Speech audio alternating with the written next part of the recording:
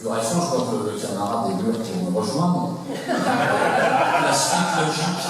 La suite logique, c'est de s'organiser d'une manière ou d'une autre pour participer à cet effort collectif sur les firmes multinationales qui ont été évoquées tout à l'heure. En effet, elles sont d'une très grande nuisance.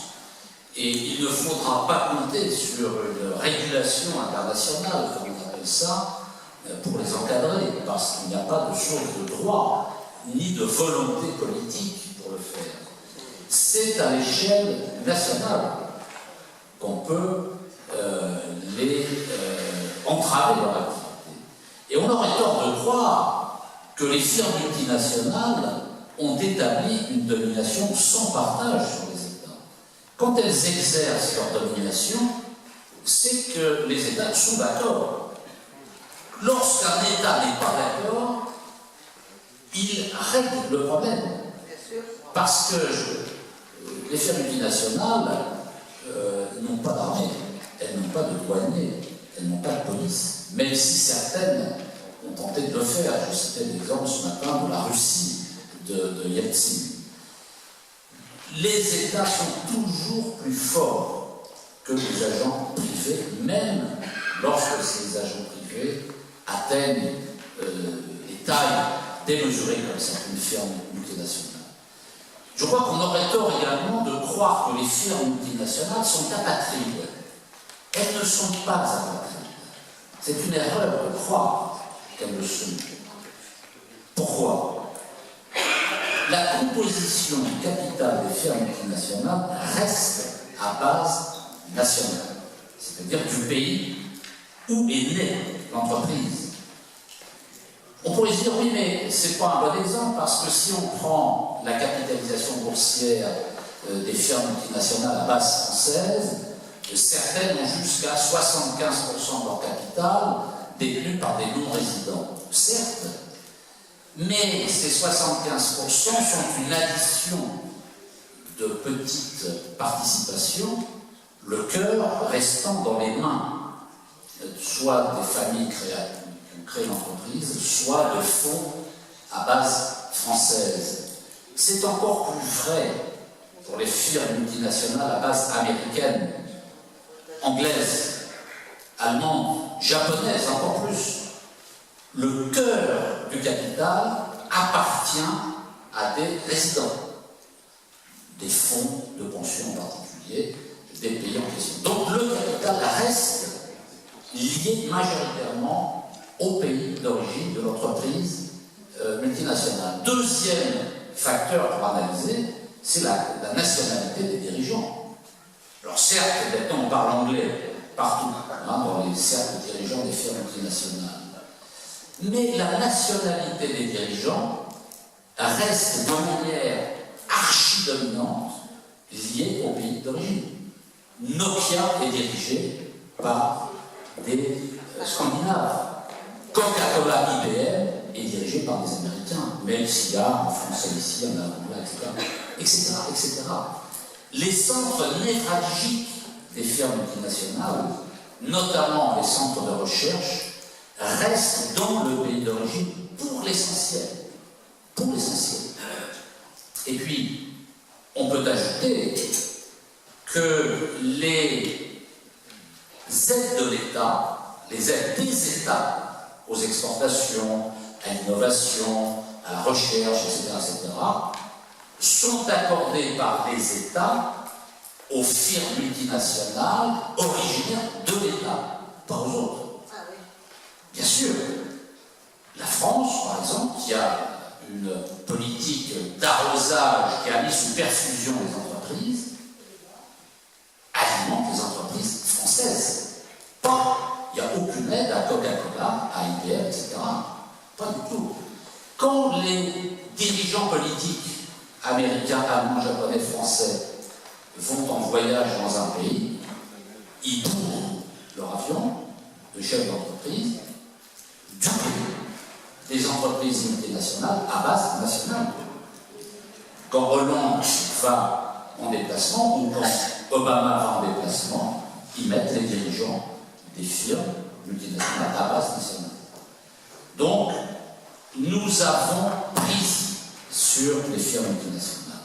Nous avons prise et nous pouvons parfaitement bloquer le marché, c'est-à-dire leur interdire de vendre leurs produits chez nous. Un exemple, les Brésiliens, que ce soit la nouvelle présidente ou Lula, ils se sont coulés dans le système.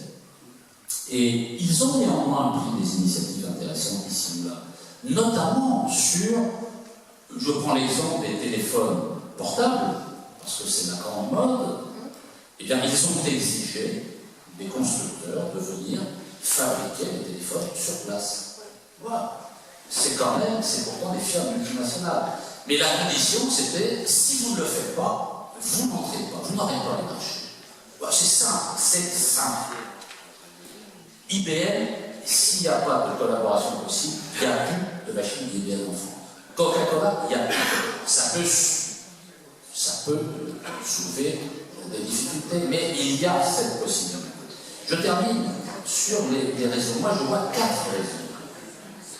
4 raisons du retournement.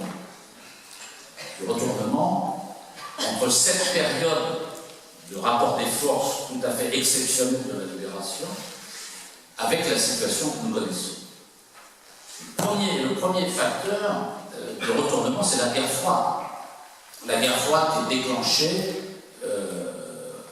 en 1946-47 par Churchill, Truman. Les États-Unis développent la théorie du containment, qui est exactement ce que disait Georges tout à l'heure, c'est-à-dire l'analyse que le rapport de force a basculé trop favorablement en faveur des peuples et que le monde occidental aujourd'hui est en difficulté. Et il faut donc combattre le camp socialiste en cours de constitution et combattre les forces populaires, notamment les partis communistes en Italie, en France et ailleurs. La guerre froide, donc, l'OTAN, les guerres, militarisation des sociétés, etc. C'est un premier affrontement avec le mouvement populaire. Le deuxième qui est lié au premier, c'est la construction entre guillemets européenne, parce que la construction européenne, quand on regarde l'enchaînement des opérations, la doctrine Truman, c'est, je crois, au début de 1947, l'éviction des ministres communistes c'est en mai 1947, 3 mois après, et le plan Marshall, c'est en juin 1947, 1 mois après.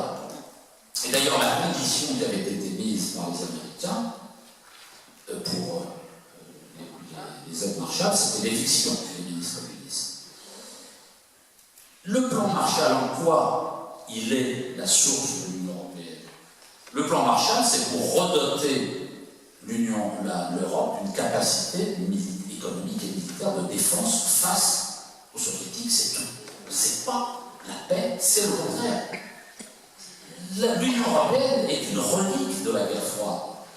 Et cette construction européenne, comment on passe du plan Marshall à la construction européenne? Tout simplement, les Américains disent, écoutez, on en a marre d'arroser 15, 16, 17 pays, vous allez vous regrouper, on va créer l'organisation de coopération économique, qui va devenir l'OCDE, etc.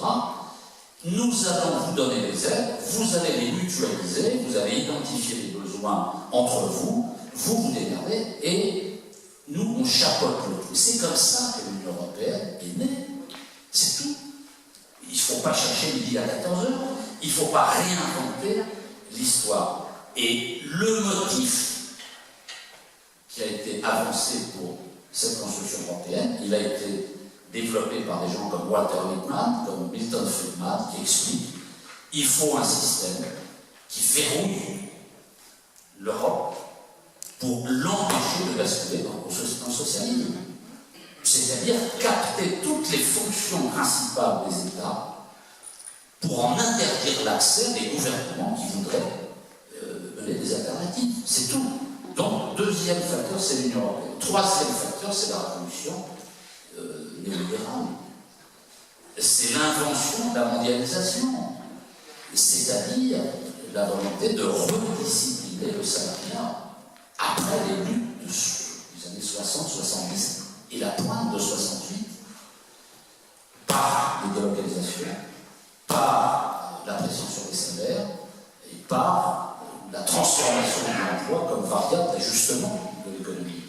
puis le dernier facteur, à mon sens, c'est le discrédit du camp socialiste. Parce que l'URSS, au lendemain de la guerre, elle a un grand prestige, un énorme prestige, parce qu'elle a joué le rôle principal dans la libération.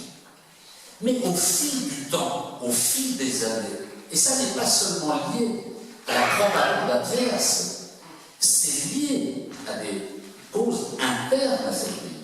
La population ne s'y retrouve pas en termes de niveau de vie, en termes de démocratie. Et il y a donc un discrédit de ces systèmes qui ne jouent plus le rôle qu'il avait joué au moment de la libération. C'est un affaiblissement interne sur lequel va jouer l'adversaire américain. Et ça, je pense que c'est un facteur aussi qui a été très important. Donc là, je crois qu'il y a toute cette palette de causes qui explique comment on est passé d'un rapport de force exceptionnel à la situation actuelle d'un écrasement social dans les pays occidentaux et des difficultés